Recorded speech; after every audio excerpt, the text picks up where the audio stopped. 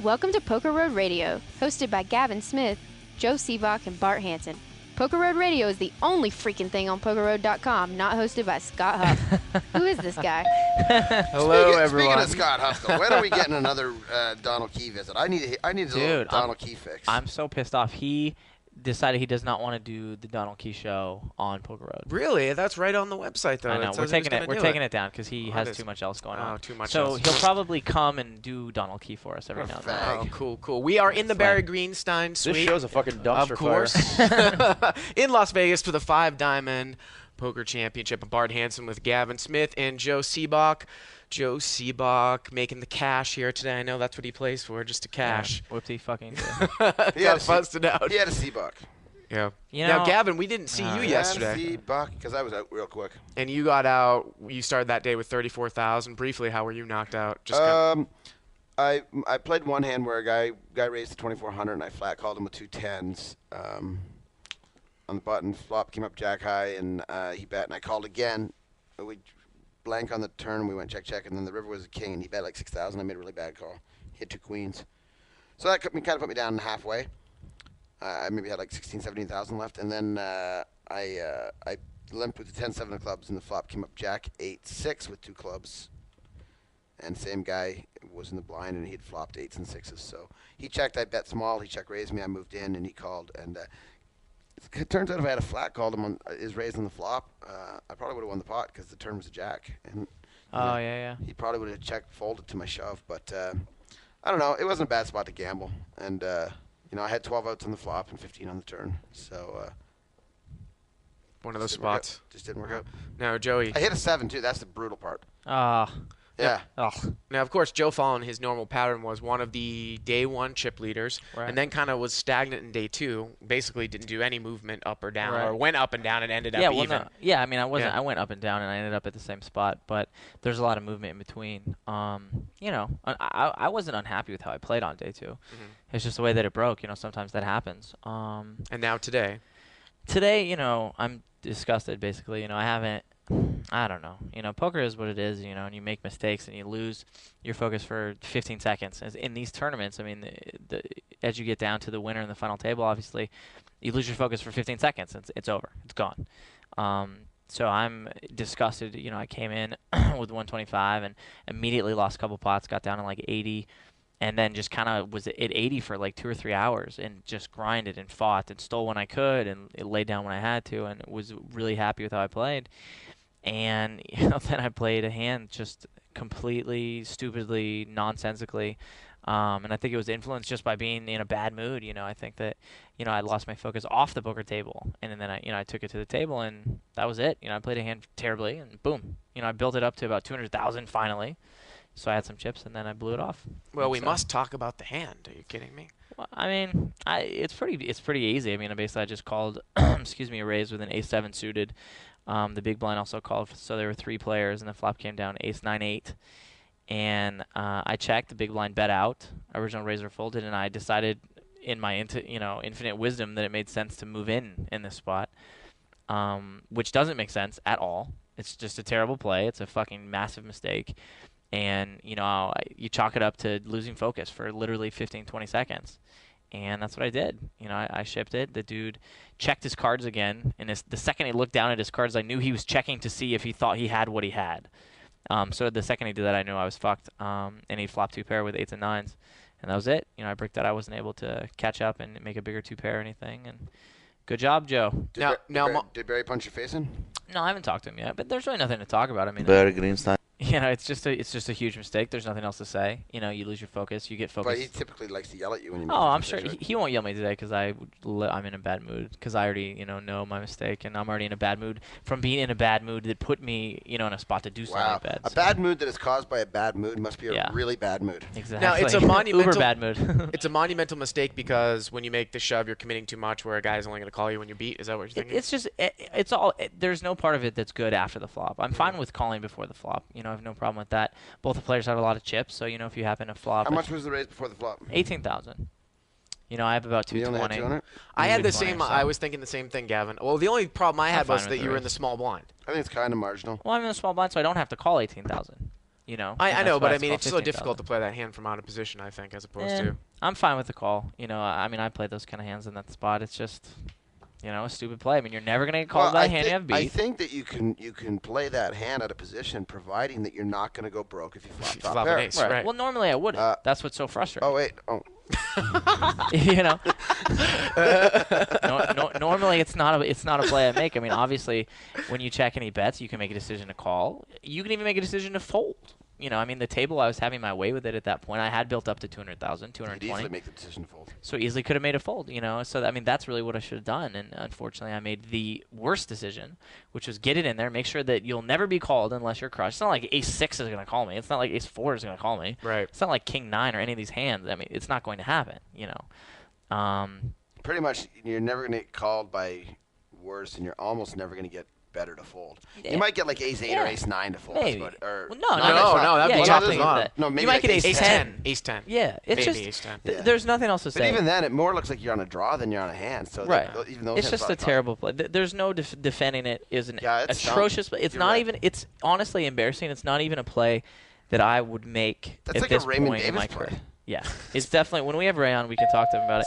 It's awful, and there's nothing to say. It's embarrassing. Speaking of Raymond Davis, he will be our guest later on in the show. Which was a bigger mistake there, the hand against Gus Hansen with your 10s or that hand, you think? Oh, it's not even close. I don't even think I made a dramatic. I mean, I made an error certainly in the Gus hand, you know, by not making a decision to raise or fold. But this is a decision for all my chips for my tournament. I mean, it's not even close. The two aren't even remotely comparable.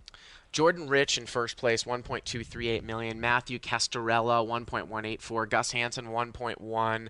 Raymond Davis, 1.014. Unbelievable. I mean, it just goes to show you the streakiness of tournament poker. Gus Hansen was down around 200,000 in chips, right around, I want to say, 6 o'clock or so. He had pocket eights, raced with the chip leader at the time with King Jack of Diamonds, won that, doubled through, and now he's up to 1.128 million in third place. Yeah, man. It's the volatility of tournament poker. It is what it is. I mean, it can stop on a dime. It can change in a second. I mean, it's just the way that it goes, you know. Now, are you familiar with these guys, Jordan Rich, Matthew Castorella? I don't know either of them. Do you? Yeah, No. I don't think so. I've heard of Castrella's name, Have you? so I might know him. Never heard of, no. Not a one of them. I don't have a clue. I mean, so that's got to favor Gus then going into the end, right? And then, of course, we're going to have You know what? Having $1 million in chips right now does not even come close to having anybody be a favorite. There's still 46 people left. There's a ton of poker to be played. Blinds are getting high.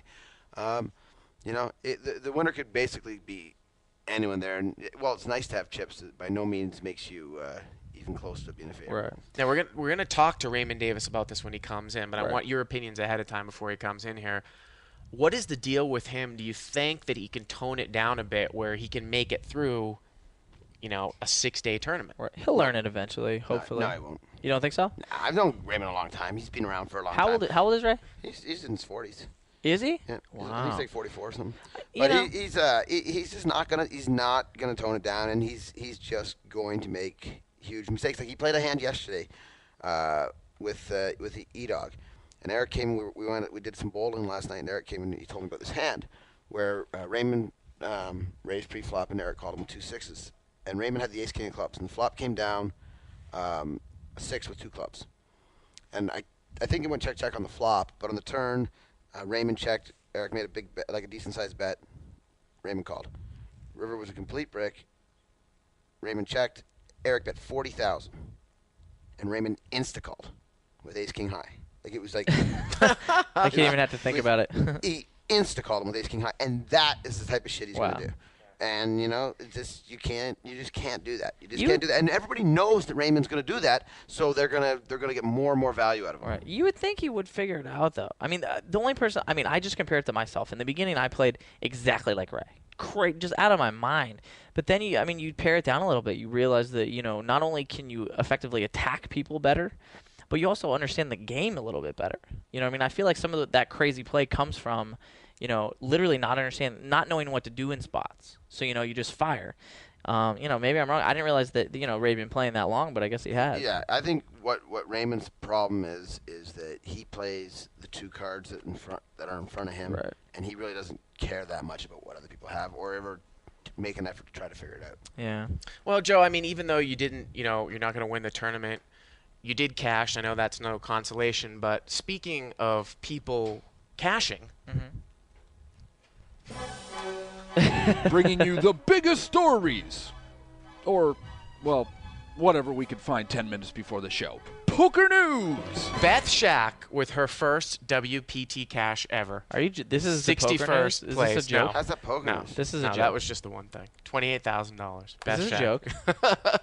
The actual big story is that Jonathan Okay. Little was actually got knocked out, and that basically clinches The dragon, right? the Dragon for the card player of the year. Although Jonathan Little is actually way out in front for the WPT player of the year. So my question to you guys is, how big are these player of the year races? I mean, do you take them into consideration I don't when give a playing? shit. You don't care It about the means overall nothing to me. points. I mean, sure, it's that's nice not to true. win. That's not true. If you were in contention to win Player of the Year and it was late in the year, you would play your ass off trying to win it. I think- I don't know. I think it's Because you nice. don't get anything, right? Well, I mean, that's it's nice to my win, real of course. question. You get- Does it you mean get- anything? No, you get. It's nice to win, of acknowledged. course. No, I think it means something. I mean, it doesn't mean a ton, but it's nice to have your peers respect and to get acknowledged for having a great year, and I think it means something. I mean, Well, let me put it this way. If I could win, let's say I was going into last month and I was in second place to somebody, and I could win, 2 prelims here at Bellagio and win the player of the year, right, and win the same amount of money, or I could win, like, one main event, like, let's say the 5 diamond, and then not win the player of the year, I still would want to win the main event, I think, for me. Maybe most people are different, but that's, for me, that would be more important. Well, do you think that one of the major tours, whether it be the World Series of Poker, circuit events, or the WPT, should actually start some sort of formal point process where they give some sort of money award out to the Right. people that travel Well, around? It'd be nice. World Poker Tour, Sure. you get. I got a Jevroll watch, $10,000 watch. And they used to. WSOP, I know Daniel won a WSOP truck. used to give you a vehicle, and Right. card player doesn't give you anything. 'Cause Yeah, it'd be cool if they did, of course. I mean, that's something that the players in poker, we always want. We always feel like we are being paraded around and a lot of money is being made off of us and very little of that's coming back. So, of course, it would be a nice thing, certainly a nice gesture. But, it is what it is. I mean, they obviously are not obligated to do so. So I'm sure they're not in a rush to do so. I just thought it was really interesting that you've got your first place and your second place guy almost with opposite styles. I remember in Niagara, Barry, who was at the Right. final table, was talking about how John Little was just playing, a pot control game, and that's how he plays. He doesn't like to play big pot poker. Right. Whereas Pham is just one of those guys that's just, a rammer and a jammer, isn't it? He is a nut. He certainly rammed and jammed my ass in the bike. Yeah. that for just didn't sure. sound right. But that's what it felt like. That's what's so gross. But I mean, it's a testament to poker, man. You can play any style, and none of them are wrong, and none of them are right. It's just whatever works for you. More than one way to skin a douche. Very true. I mean, You know- that makes me think. I mean, it's just the imagery is not good in that statement. I think one of the ways that Pham actually accumulates all those points is that he tends to play in some of the smaller events that qualify as well that not so much, some of the other pros might not fool around with. Does he play in the nonsense though, like the super nonsense, like all the 300s and Well, all I I think things? when he's home, he does. He Yeah, does do because that I stuff think too? the 300s qualify, don't they? I think when he's For a home, card player, they do. he lives in LA, Yeah. and I think he plays a lot of the smaller events in LA. Okay, yeah, and that's one thing. I think all of us would like to have some kind of formalized, big event, scoring system for whoever it is, card player, WPT, whatever. Because we went through this with Men a couple years ago, where Men was flying all over the globe playing like $75 sit and goes in Taiwan to amass points, and none of us agree with that really. I mean, I don't want to put words in Gavin's mouth. I don't agree with that, and I think a lot of the pros wouldn't. But it is what it is at this point. So you play the system as it is. Well, with that, congratulations to the David fam. We are going to take a little break. We're going to come back and continue on with the Bluff Magazine Bart The douche. Hanson contest. So stick around. We'll be back right around the corner here on Poker Road Radio.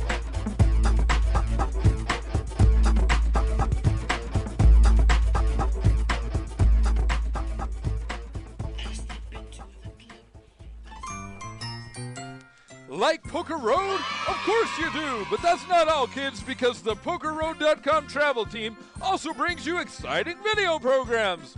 Join us for Destination Unknown, Venture outside the casinos and explore the exotic locales of the tournament trail with our intrepid reporter, Amanda Leatherman. And don't forget to tune in to Inside the Poker Mind for the web's most in-depth and revealing interviews with the biggest names in poker. Destination Unknown and Inside the Poker Mind. These shows are so good they'll make you want to slap your mama. Twice.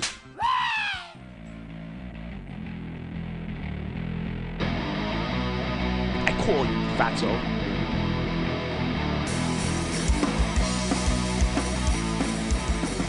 And we are back here in Vegas at the 5 Diamond.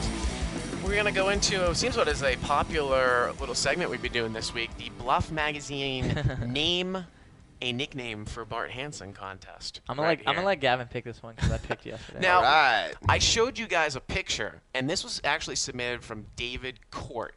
And he actually sent a picture to us, and it was hilarious. And we're going to try to put it up on the website here. I showed this to you, Joe. It's hilarious. You know, it's going to go around with the photographs that we do, that we put up there and streaming on Are you going to describe it? Can I describe it? Go ahead, describe it. So the picture is a lovely montage of the triumvirate that forms Poker Road Radio. That is a freaking big word. We've got the caveman with his beautiful svelte face on Captain Caveman's Captain head. Caveman, right. We've got the cub, myself, with my wonderful, boyishly, cute face on a little cub's body. And then we have Bart's, malformed, odd-looking head shooting out of a douche container. So I like it. It's amazing. In my opinion, this should be in a museum somewhere, and we will certainly put it up on the website, if nothing else. And we are actually going to give a magazine over to David Court anyways. And For the we're drawing. also I agree. giving another magazine out to one of these nicknames. Let's go. So first one, David Wilkinson says, Bart Backup Hanson. I don't even know what that means. Don't like it. What does that even mean? Joe McLean, Bart who masturbates to his own picture Hanson from Glendale, It California. has a lot of truth to it. So far, that is so far the front runner. That's actually my buddy, Joe. We used to play with him at the bike. Rami says, Bart Mr. Vane Hanson. It's all right. It's all right. Charlie in Bristol, Connecticut, Bart the Chief Hanson. No. Chief out. Matt in Newark, Delaware, Gray Gooch Goblin. Bart Gray I don't Gooch know what it Goblin means. It's kind of Hanson. funny. I don't know what it means, though. Matt Peters. Bart the Rake Hanson, because we could do without him on the show. Oh, so we could take him out like the rake. Oh, we could, no. He means because it's like the rake, like in poker. Like you could do Bart, without That's him. what I just said. He could take you out like the rake. Like, as in the rake is I taken thought you out of the meant pot. I see. Okay. No. I know I'm cerebral. It's hard to understand. But David Court, Cash Game Cream Puff Hanson. Yeah. Deputy Scott Diamond, Bart the Fart Hanson. it's all right. Yeah. It's all right. It's just because that's just It's just because we have like This guy's like schoolyard Yeah, we have, third grade like, 10 humor 10-year-old that I like. He said fart. This is from a guy named Zorlak McNulty. this guy emails me all the time. Bart the Fluffer Hanson. I like the that. fluffer. I like the the fluffer. fluffer. Because he must fluff out the other guests. That's Well, and, he fluffs other things, but that's And finally, this might actually be the best one. Bart the Bitch Hanson. The caveman, the cub, and his bitch. I like the bitch. The caveman, the cub, and the bitch. Gavin says no. All right, so that's I 12 really of them. don't believe any of those are going to win this contest, but for today's award, I'm going with the fluffer. All right, Bart the Fluffer from Zorlak McNulty will win. Again, if you want to send your submissions in, prradio@pokerroad.com. I have to say, this nickname contest has to be doing amazing things for your ego and your self-esteem. Oh, absolutely, absolutely. It's like it makes me tilt-proof. I'm an emotionally strong person. Like, anything can happen here, and I don't lose at the poker table. It's not going to affect me. So, Bart's so vain. so just email us in and make sure you have your mailing address on there as well. Please do. We'll ship you a magazine. Now, one of the interesting stories of the day was Phil Ivey, who actually came in as the chip this is leader, crazy. Joe, and he is out. Well, He you know didn't what? even cash. I ran into him in Bobby's room. I walked over just to say, sorry, dude, what happened? Yeah. And we've all gone through this. And this is what he said to me. He said, Joe, I've never sat and had 250,000 and felt like I had 20,000. And this, of course, is because he started with 450, and then he lost it to 250. And this, I've talked to Barry about this before. How you come about to arrive at your chip total has everything to do with how you're playing. If you have 450 and you lose 200, and you have 250, you feel like you have nothing. But if you grind all day and you end up at 250, you feel like you have 2 million. Right. You know, and that's what happened to him. You know, he lost 200,000. I'm not sure what he did. He said he played bad and he got unlucky. But, you know, I'm different from that, by the way. From what? From what you're talking about. How so? I don't feel that it changes the way I play that much because I'm so used to having Well, it shouldn't change the way you play. massive fluctuations. Right. So when I go from a 500 down to 200, it doesn't. You don't feel like you have a tiny chip stack, even though you have a nice chip stack. No, I still just sort of That's good. focus on that part because I've had to do it for. Right. I mean, my chips are like a freaking wild circus show, anyways. Buddy, you have to tell me I know. Well, I brought up Phil Ivey because it brings us to the hand of the day, which is he was involved in against a friend of the show, Theo Tran. So start this off here from middle position. Theo Tran raises to 12,000, and Phil Ivey calls from the big blind. The flop comes out King 9-7 Rainbow, and it goes check, check. The turn is a king. Ivey bets 17,000, and Tran calls. The river is a 9. Ivey leads for 40,000. Tran raises to 100,000. After a moment in the tank, Ivey calls. And I think they got the reporting here wrong because when they said Ivey led on the river, I'm assuming Ivey is actually in position here. Okay. So it was a raise by Theo Tran. Ivey's in position. King 9-7. Check, check. So Theo check raised the river is what you're No. I mean, if Ivey was in Theo position. had position. Theo had position, Okay. excuse me. Okay. $40,000 bet on the river, and Maybe we should Tran change the raises to nickname to Bart the 100,000. fuck up hand. Anyway. What is going on in this hand? I just thought, check, check, What do they have? bet and a call. Theo has king queen. I mean, you would think. Theo has king queen. Yeah. Okay, so then what the hell does Phil have? That's the question. That's really the issue. A 9? He might have ace Well, high. with Theo, He might have ace high. With Theo, you he could be can on. call. He could Yeah, totally with be on a Theo, bluff. you can call. With normal players, you can't have a hand like that. With Theo, you can, because Theo is a little bit of a nut job like Ray, who we have coming in. So I don't know. It's a good question. I mean, I don't think he has ace high. He could have though. He could. I mean, He's obviously putting him on a busted draw, right? Right. He thinks that Ivy has a busted draw? No. Ivy Probably thinks that Theo on a has a busted draw. Right. He could easily That's have a what I'm hand. saying, what- He could easily have a hand like 10 jack, right? Because the king Right. 9-7 for the double gutter. Is that correct? Double gutter, yeah. Yeah. So he could easily have a hand like 10 jack. Or maybe an 8-10. Sure. Yeah, either one. If that's true, then Ivy could call with a lot less than just a 9, right? Oh, for sure. Oh, yeah, if that's what he puts him on. He could call with ace high, like I was saying. I mean, maybe Ivy wasn't familiar with Who Theo, knows? didn't know he was capable of doing that. But, I mean, Ivy was just really on a super, super roller coaster. What do you think about the check on the flop there with top pair? Just a little bit of a kind of deception? Well, Ivy had position, or no, Theo had No, position. Theo had position, yeah. I like it. Raised Yeah, it it's not pre-flop. bad. It depends. Controlling the pot, keep it a little Yeah. smaller. You don't want to play a huge, even though you have top pair, you don't want to play a huge pot with king queen.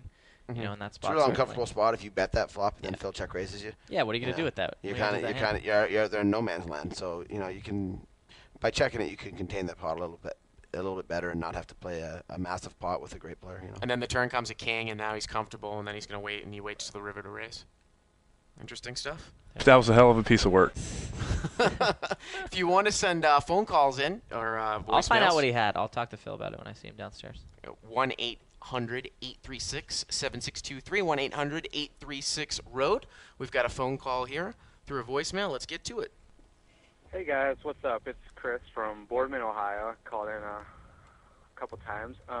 Just wanted to run an idea past you. What do you think about maybe once every month or every couple months you guys get together with Joe Stapleton and Scott Huff and, just all you guys, just have a big, one huge show, every couple months or whatever. I think that would be great because, both the shows are hilarious. I think, you guys all get together. It'll be doubly hilarious, if you will. Doubly. Thanks a lot. Love the show. You guys are awesome. Good luck in your poker endeavors, and we'll talk to you later. Bye. I think, it sounds like a good idea, but the problem is when you get more than 3 or 4 people in a studio all trying to talk on the radio, it turns into just a mess. This show's a fucking nonsense. dumpster fire. Exactly. So, yeah, I mean, it's good times. Maybe we will at some point. So we'll see what happens. But they have their own shows, for the purpose of being their own hilarious selves. What do you think about mixing and matching some of the personalities of Poker Road, though? I'm fine with it. I'm versatile. I can do anything. So I'm just tell me where to go. I'll do We'll just it. have extra people for Bart to fluff. It's true. Yeah, you go Fluff Stapes and Huffy for a I mean, while. what was the worst nickname you gave Huff? Jesus, the douche. I know. You earned it. What can I do? I mean, I just don't understand where this comes from. You were incredibly douche-like. It And you were just- really smart. Yeah, it just kind of was. It came from the fire. I don't know. That day, it just boom. Boom, boom, And boom. then it was, and you're the lucky one. Now your nickname is. Dude, my nickname is terrible too. It's based on my father. Talk about having absolutely no freaking sense of identity. You know what I mean? So. Mine's based on having zero social skills in the 20th century. I mean, or 21st century, whatever the hell we're in. In a lack of comprehension of the English language. Right. True. Of course, you can email us in at prradio@pokerroad.com. prradio@pokerroad.com. We have a couple of emails. This one comes from Jean in West Virginia. He says, howdy, guys. Longtime listener. First time writing an email to you guys in regards to the first Doyle Brunson episode in the voicemail from the gentleman talking about West Virginia poker. It is here in full effect. See, I told you. I'm currently a dealer and aspiring young player at Wheeling Island Casino, and you three goofy bastards need to come make an appearance. If we go, they have to play this song there. They have to play this song there. Do you know how fun it would be to be in West Virginia getting hammered and have a band that come in and play this? Also, just wanted to mention that being so new to the area, I really haven't gotten a good grip on the nightlife, but there are plenty of places that the local dealers could put you guys up on so Gavin could get his booze fix. So I would go. I'm in, man. I'm this in. Sounds fun. This sounds like a blast, dude. Never thought of the day. Thank you for the email there, Jean. I'm in. Jean, I mean, who's named Jean from West Virginia, too? Jean from West Virginia. Next email here from Raiden Russell Wolf. And this is a question about speeds. He says, hey, guys, I have a question about speeds that people play at. More specifically regarding Phil Ivey and Raymond Davis. On yesterday's episode, you talked about how Phil Ivey's a great player because he never lets up and is always pounding on his opponents. Seabuck said his greatness lies in the consistency of his play. However, not a minute later, while talking about Raymond Davis, you said Davis isn't a very good player because of his inability to change speeds. Where does the difference lie between these two? Why is Ivey so great and he never changes speeds, but Davis isn't very good because he never changes speeds? Well, first off, Phil does change speeds. Right. Phil has all gears.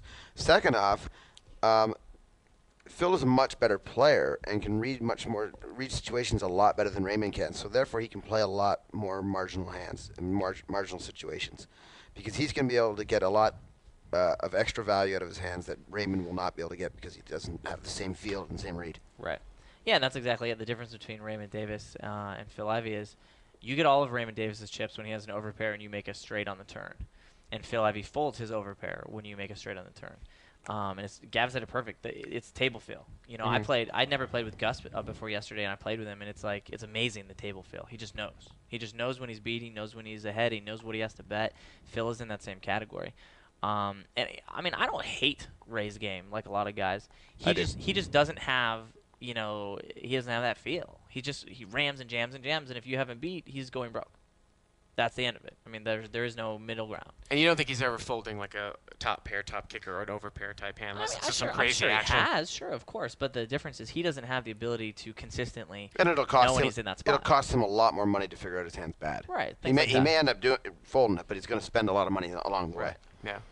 David Wilkinson writes us, and he says, question, and this is pertinent to the Bellagio. Says, okay, every time I'm in Vegas, I make a point to go play at the Bellagio. But when I look in Bobby's room, I see 3 to 4 people in there max. The edge in the game must be small.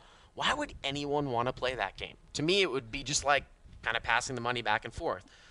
Is it not the real money made in the upper part of the poker room? I mean, where is the money made? Who's made?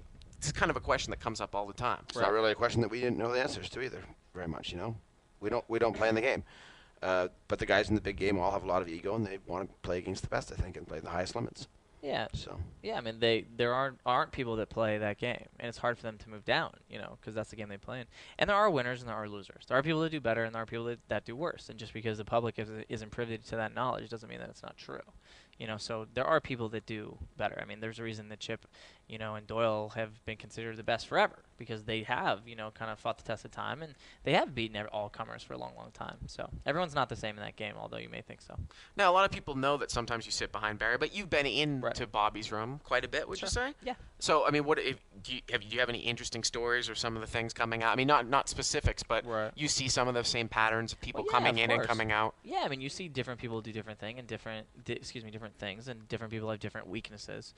I mean, it's nothing I'm gonna just like blurt out on the radio, but yeah, and different people exploit different weaknesses, and so it is interesting. Obviously, it's all the top players in the world, and you walk in there at 7 in the morning. I walked in today at 7 in the morning, or excuse me, not 7 in the morning, like noon, and it was Bear and David Benjamin, and these guys have been playing for probably like 16 hours now. So, there are a lot of stories that come out of it, but I always consider it kind of a privilege that I get to even go in there, because very few people are allowed to just kick it in there and watch them play. Right. So, I certainly wouldn't put myself in a spot where, someone wouldn't want me in that room by going on and yapping about it. No, on of the course radio not, or of course anything not. like that. But yeah, it's amazing. I mean, it's the best. Do you have anybody that you came up with that's close that has taken a shot in those big games they're played there, Gavin? Well, Daniel plays in there now and again. I think Eric has played 2-4. Eric has, right? He's Occasionally. played 2-4. He hasn't played 4-8. So. Have you ever taken a shot? I mean, I know you don't play in cash games. No, I never that high. My highest I've played is 1,000, 2,000. 1,000, 2,000 mixed game? Yeah. Oh, and the game is usually a group of many different games, right? Like up to 10 different games. Yeah, almost always, unless they're playing Chinese poker. And that's to try to keep away the specialists, right? I'm sure there's lots of reasons. Yeah, I mean, those guys play all the games, and obviously they want to make it fair for everybody else. But there are times, sometimes Sammy comes into town, for example, and he only will play, like 08 and like a couple other games. Sometimes they have to cater to that, so it does get switched around here and there.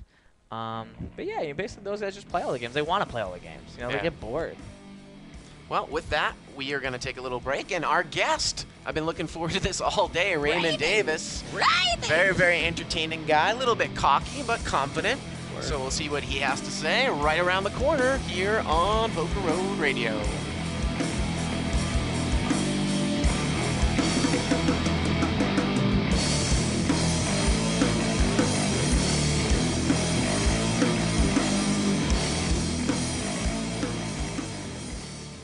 Hey everyone, it's Joe Stapleton. You might remember me as the guy that used to host this show. Some people like me. I think Bart's doing a great job, though. And I'm Scott Huff, and I used to host this show, too. Some of you liked me. Some of you said that Stapleton was greater than Huff, but Bart's doing a good job. Anyway, we want to tell you about our new show that we host together so you get both of us. It's called Two Jacks in the Hole. You can find it on PokerRoad.com right next to Poker Road Radio. Even though the show is not even a little bit about poker, it is enjoyed by both poker players and non-poker players alike. So go out and tell at least 1,000 of your friends. Two Jacks in the Hole, absolutely nothing to do with poker on PokerRoad.com.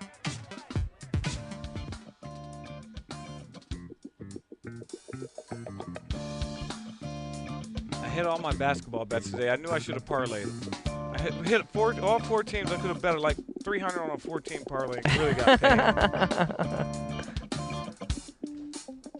And we are back with today's guest, Raymond Davis. I got to tell you, I've been looking forward to this interview all day long. All right. I mean, you've actually never been on any of the 3 incarnations of this show before, right? Sure. How is that possible? We don't really like I mean, him. what a colorful character this guy is. It's scary. I wanted RD on. I fought in every incarnation of the show, be it Circuit, Poker Wire Radio, Poker. I said we must get this man on the show. Now, Raymond, at the end of the day today, you're third in chips with $1.01 million. How did the day go for you so far today? I went good. I mean, when I got cold decked the first Yeah, hand. it started sick. I mean, it It the started very so first sick. hand. As soon as I got there, I jumped over about 5 tables to get my hand before the dealer killed it. And I looked down and see 2 kings, so, I raised. Another guy re-popped me, and another guy called to raise, and another guy went all in. And I called off. I probably was a horrible call, but I called off 150,000 with 2 kings. But, it's the first hand of the day, and, I can't believe the guy had 2 aces. I mean, that was just sick. So I shoved him. I was down to like 70-something thousand real quick. And how did That's you it. make? And you're at 1.014 million, and you just made your way up through there. I robbed them all night. I did the black man thing, just stick a gun to them. I was gonna say, so rob 'em. your nights and your days now are very They ain't gonna similar to call each me. other, right? White people don't like to call us black people raisins. Really? You guys know what Raymond's getting for Christmas? What? What's that? My bike. No, There you go. Raymond, you seem to you kind of have a little bit of I don't know, you call it a salty reputation around from some of the people I've heard. We actually recently had Doyle Brunson on talking Oh, my about God. Chip Reese's passing, Yeah. and Doyle said that Chip never had anything bad to say about anyone. Now with you, I've heard that you have a bad thing to say about everyone. That's your everybody. reputation. I like Joe and Gavin, especially when Gavin's sending me money online. I mean, that's the best. I got to be nice to him. Are you Don't tell shipping him when I money? might need a I couple did thousand once. again. I did once. Yeah. Now, what is That's with crazy. I can't believe I paid it back. That's the sickest thing. what is with the attitude and the banter sometimes at the table? I'll give you an example. This came from Card Player. This was a hand where Raymond Davis was complaining that he got cold decked, and Is this I the think it was earlier hand? Richard Lee said. Oh, yeah. Richard Lee was starting to rib at him about because he had sucked out earlier, and Davis said, "Don't start me with Richard because I won't stop. I'll even go to your house and start." Oh wait, I can't because the Feds already raided it. Yeah, I can't go to Richard's house game anymore because the Feds already raided it. Right. For those. But Richard makes a horrible play, and I just let him know. I mean, I let people know when they play bad. They let me know when I play bad. I don't hold it against no one. I mean, Gavin tells me I play bad all the time, but Only when you Yeah. do. So all but the time. I Pretty mean, a guy raises, and then another guy calls, and then another guy shoves in all his chips. I think calling somebody with ace queen off is like out of line. Calling off 200,000 chips, with ace queen. I mean, Was it good? no, it wasn't good. I had ace king suited. Of course, it was good once the dealer cold decked me.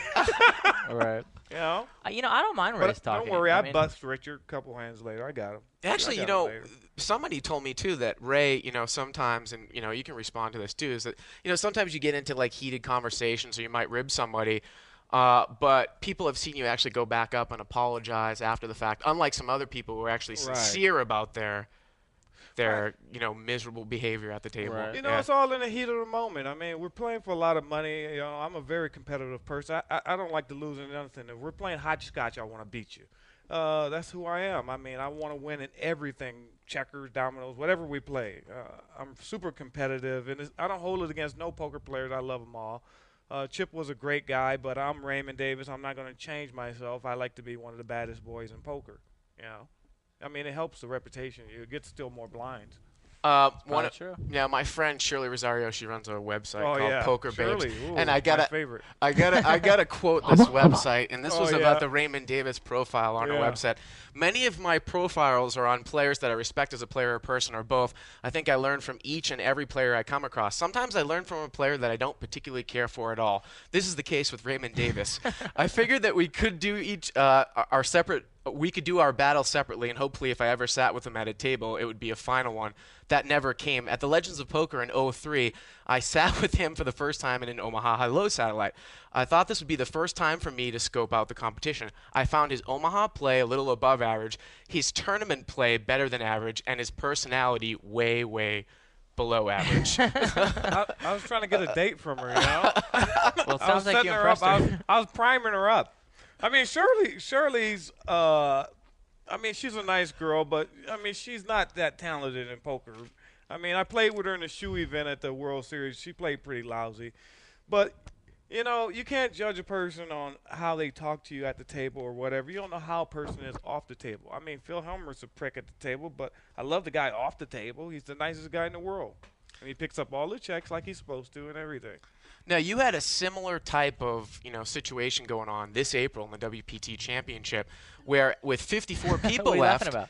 you were second in chips. Yeah, Now, 54. what is the response? And I remember people coming back to LA where I was at the bike, and they were like, "Oh, this guy Raymond Davis, he's talented, but he's only got one gear, man. He doesn't know how to, turn it off, and he just blew off his chips." I mean, did you learn from that experience where you're in a similar position now, basically the same position I now? want to play the same way. It's the same thing. See, people, judge me different from other people. Phil Ivey went in today with damn near $500,000. He bust out That's before true. the money. This is actually a good and point. no one says anything.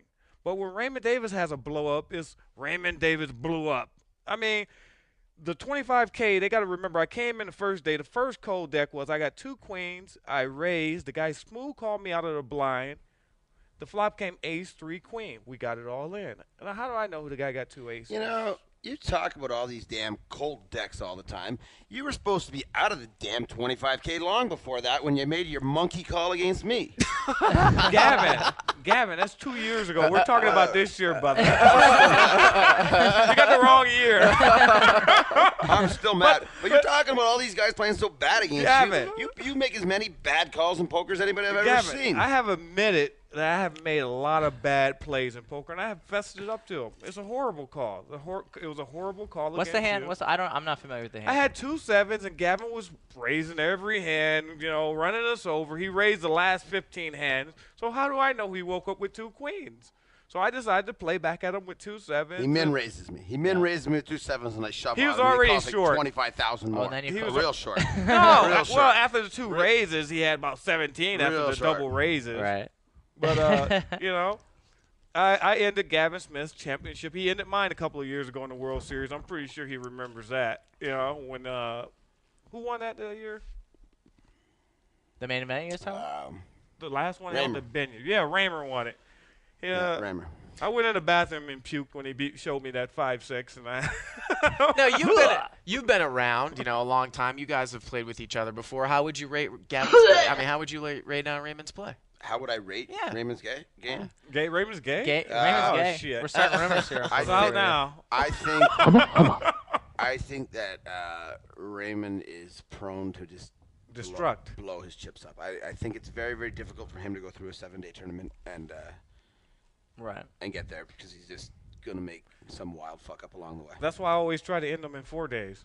See, I would agree with what Gavin said, but at the same time, and I said this the other day, it's also difficult to play against Ray or other players like Ray because they're all over the place. You don't know what they're doing. It's very hard to put them on a hand.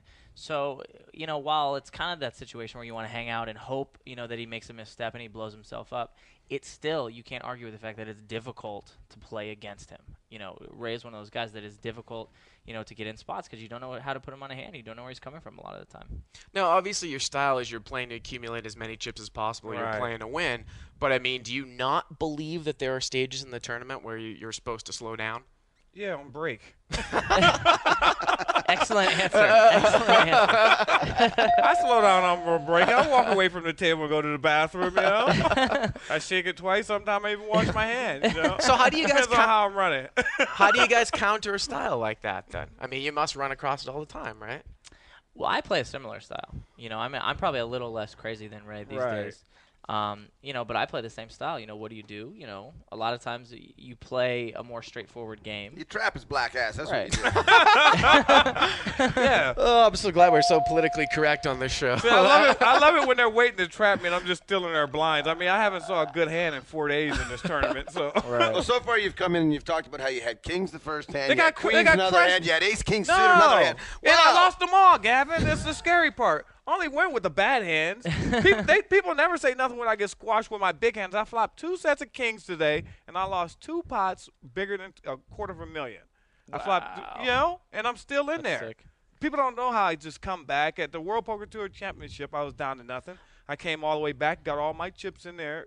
When I got it back up to $2 million, got all my money in there with ace king against king 9. Of course, the 9 ball was in the corner pocket, and that was the end of me. Well, it also seems like recently, I'm not going to say you're playing better, but your results, you've Right. had some results. What have you done in the last, 3, 4, 5 months different from what you were doing 2 years before that or whatever? Well, like Bart said, do I know another gear? Of course I know another gear. I won Pachanga a couple of weeks before the bicycle main event. I went deep in the bicycle. I try to control myself at latter stages, but sometimes I just explode. You guys are right about that, your observation. But right now I'm in more control. But when I play against great players, like when I'm up against a wacko like David Pham or something like that at the bicycle that's raising every hand, it's hard to contain yourself. That's why he's so good. It's hard to put him on a hand. It's hard to know where he's at, and I mean, So, like, that bicycle lineup was scary. I mean, you were there, and Dan Harrington was there. I mean, that was like a scary. Yeah, it was pretty sick at the end. Like, the last 15 was pretty sick. Oh, yeah, that was pretty sick. I mean, your father and all of them, I mean, God, it's hard to play against great players. But, like I say earlier, I get my chips from bad players. As the tournaments progress, the players get better, So at the end, you're playing with Joe Seabach, Lee Marco, David Pham, and it's hard to play against these people. Now, we talked a little bit about on yesterday's show about how Joey says he doesn't really slow play anymore because no one ever believes him. I remember I played in a tournament against you, and I actually had a couple people tell me about your style where it's been written up that, you're the type of guy where you get so much action that, you'll make a huge bet on the turn with the nuts, and then you'll push in on the river with the nuts. Right. I mean, you don't do a lot. Do you do a lot of trapping? Yeah, yesterday, take a prime example. I had queen jack. I raised under the gun. The flop came queen 10-8. I flopped queens with a gut shot. The guy bet 10,000 to me on the flop. I hurried up and called him, hoping I get a free card on the turn. On the turn, come a jack. He checked. I checked. At the river came a queen. He bet 30,000. So I looked at the guy. I says, "If I go all in, will you call?" He says, "Yeah." So I says, "I'm all in." He didn't hesitate. He called me with a 9. So a lot of spots. I mean, when I accumulate these lottery chips, people don't realize that people are calling my all ins on the river, and I mean, it's scary that they can call all ins on the river with third straight. I mean, I wouldn't have put another chip in there like Eric E-Dog said. But that's the beauty of it. I mean, these guys, like Ray or myself, or Phil does a great job of this too. Right. Just play. He just hammer all Right. the time, so you don't have to slow play. Right. It's more weird when you see one of us slow playing. Right. Because Yep. we're always hammering. So obviously, if all of a sudden I flop a set of kings, then all of a sudden I check. Well, that's It's you know ridiculous. that's I a mean, sign it of looks kind of even more. an amateur player, right? It's playing backwards, right? Well, no, it depends on your style. If it fits into your style, like for Gavin, actually, it might be a good play. Gavin does a lot of Right. checking, a lot, so then it's a different kind of style. I mean, Gavin's going to get a lot more respect than me, so they're not going to pay Gavin off. They love to pay Raymond Davis off, because they want to see me catch me bluffing. I think I've been caught bluffing one time this whole tournament. So, the image fits, so I love having that image that people think they can catch me bluffing. I mean, catch me, with nothing. Because I'm going to keep making huge bets because I want to make the bets so big at the end that if they're wrong, it's going to cost Right. them. Can you talk about how you came up in poker? I know that you're friends with Phil Ivey, Paul Darden. I read that you were kind Why of got to be all schooled by- black people? Well, That was a hell of a John piece of Benetti. work. You think he doesn't talk to white people? You think he doesn't John talk to Benetti. Asians? John Benetti. John I love Benetti. Benetti. How did you come up in the, kind of in the ranks? Well, I came up through Wisconsin. I'm from Wisconsin, and my mother and father, they used to run a house game for quarters and stuff like that, and I used to, sneak in watching and stuff like that. And then one day, my mother told this one drunk guy that I got an 8-year-old that can beat you. So I ended up beating the shit out of this drunk all night, and he wanted to beat me up, But I can't imagine. my parents had my back. We were gonna kick his ass. The whole family was gonna team up on him. But then after that, I went to the military, started playing in the military. That was easy, and then I decided I wanted to become a pro. Well, when I got to California, people like John Benetti was at the Legends and stuff like that, so I started hanging around these guys and start picking their brains. TJ Cloutier, that cost me some money to pick his brains, but that's okay. It was worth it, and Helmuth. So I started hanging around these guys. I hung around all these guys, and even Gavin. Even I would watch Gavin play. I'd known Gavin for forever. I mean, before he became this huge star, he used to, me and Gavin used to talk. So I got the utmost respect for his game, and every time I get a chance to talk to a Barry Greenstein, I talk to him. You got that name way too close. Barry Greenstein. So, I'm bad with names. Benetti hates me. Oh, I can't believe that. Oh, we got in a huge argument. This was in Tunica like 2 years ago. He started yelling at me about my eyebrow ring. Oh, no. Telling me it was No. It was I bet he doesn't hate unbelievable. you. I bet he doesn't hate you. Wow. money on that day. But then he we got hate into it. everybody at one point. Exactly. He That's gets what I'm mad, saying. but he doesn't hate anybody. No, I he think. don't hate anybody. He's a good guy. Now, what do you say to the people that say, that guy Raymond Davis, he has some talent, but he's never really going to make it in poker because of poor money management skills? He wins a big tournament and then he plays over his head in the cash games, or he might, go to the pit or something and blow it there. What do you say to those people? I'm really playing big now because I've been playing 4 and 8,000 lately. So they say I'm playing over my head, but as long as I can get somebody to stick 50 or 100,000 in my hand, I'm happy. Now, are you talking about the stud game at the Hustler? Yeah, I took a couple of shots in that game. How'd it go? Oh, I won every session. Won every session. I mean, but it's more like I can go to that place and sit behind like Barry Greenstein or Phil Ivey or Ted Force, and I can pick up so much information. See, people don't give you credit for sucking up all this information, but I'm a student of the game, and I want to learn and learn. So poker is still a learning process. I don't claim to be the greatest player in the world. I think I'm good, but I'm not up there with the elite like Gavin or Joe or Barry or Phil Ivey or nothing like that. I'm striving to get there. So it's a learning process, but I feel I had a great 3 years, 4-year career, good run. I done made over 1 million live, and then I'm doing real well on the internet. So I think it's progression, and I'm getting better and better. Are you putting Gavin and Joe in the same class with Phil and Barry? Tournament, I would. Wow. Gavin and Joe is pretty good. When Joe Seabox at my table, I really worry.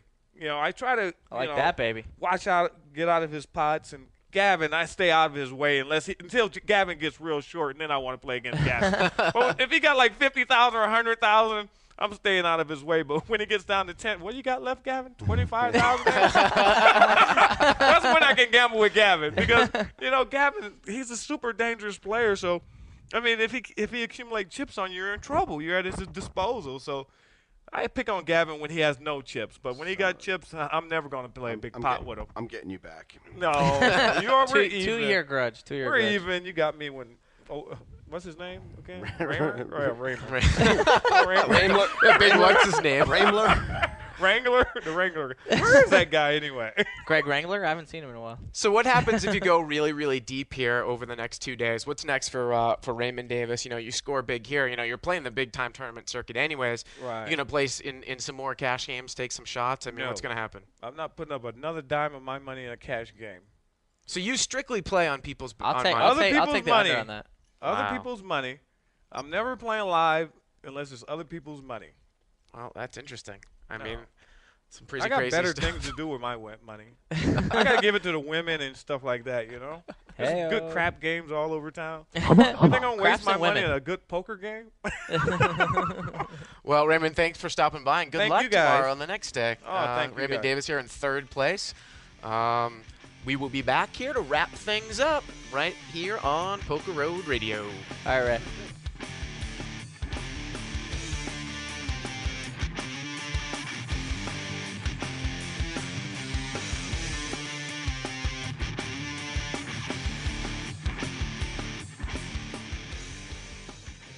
Got questions about your poker game? Saving for someone who cares like Poker Road Radio. Tune in every Sunday night to PokerRoad.com during the guaranteed online documents as Bob and Huff break down the hot topics in poker, interview the biggest names on tour about everything except strategy, and take your calls live.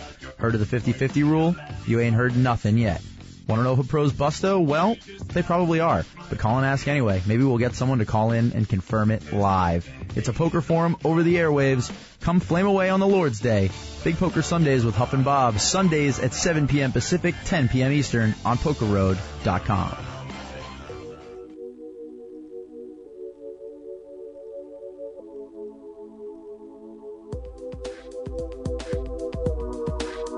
Asian people, they like to play cards. And we are back here at the 5 Diamond Whirlpool Classic. I'm Bart Hanson. But Joe Seabock, Gavin Smith had to step out. He left. He has no loyalty, and that's a fact. That was a great little interview. While we end here, Joe, I just want to talk about what it takes mental prowess. After you get busted today, right? Okay. So, I mean, you're pissed. What do you go through in terms of recovery? Is it almost like a workout recovery, right? A mental recovery period? Sure. I think it's different also according to how you bust. Sometimes you get unlucky, and that just sucks. Sometimes you make a critical error like I did today. And if you're like me, I mean, I'm a perfectionist in most things I do. It's very difficult. I basically want to hit somebody. I mean, it's really bad, and I just want to punch them in the face for an hour. So I left. I was so upset with myself. I came up here and I went running. That's what I do, but it's brutal. But it's a very different thing when you get unlucky or when you do something stupid. When you get unlucky, usually it takes not as long. When you do something stupid, I mean, it really, if you're truly a competitive person, it eats at you to make that mistake. So, I mean, it's going to suck. I'm very, very, very angry with myself. Now, especially with this show, and you don't really get a chance to play in the cash games really at all now, right? But, I mean, one of the things that I love traveling around the tournament circuit is that those guys that get busted out of the tournament and then go to try to blow off some steam in the cash games. Yeah, you would think they would find a better way. I mean, what about I mean, why? New York City, let me say you know that. Oh, yeah, New York City. Yeah. Yeah, so, you dump off, I mean... Halifax has had a couple of cocktails tonight. I know. Ladies and gentlemen, he's lost his mind. You would think that the players would find a better way to blow off something. Go have a drink, go out, whatever. How about play blackjack? Play a game where you're going to have less of a, when you're not playing at your best, you're going to be way more disadvantaged. I think it's a fundamental error because all you want to do is ram and jam. Yeah. When you're in those spots, I think it's and we've all done it, myself included. I've sat down in games and just blown off a lot of money. Yeah, I think it's one of those rules of tournament poker that you should not do that. You should be aware. Don't put yourself yourself in spots like that, you're not going to make good decisions. Yeah. Well, with that, we are going to conclude here. So we've got a few more shows. Going to go into, what is it, day 4 tomorrow, right? It's day 0. Day 3, day 4. It's day death. Day 3, day 4, whatever. Unfortunately, Joey got knocked out today. Did make a little bit of money. Yeah. Again, we will be back tomorrow, so stick around for another show right here on Poker Road Radio. Later.